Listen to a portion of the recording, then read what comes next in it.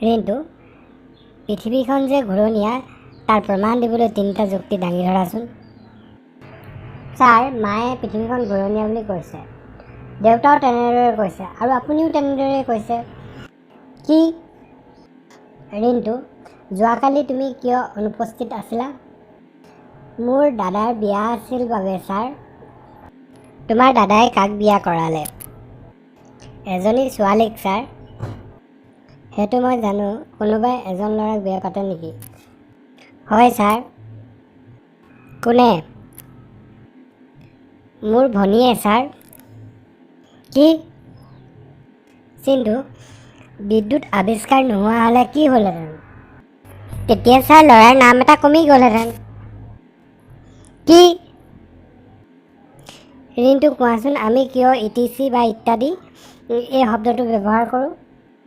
Sir, আমি যিমান জানো তাতোতকৈ অধিক জনা বুলি দেখুৱাবলৈ ইটিচি বা ইত্যাদি ব্যৱহাৰ কৰোঁ। কি?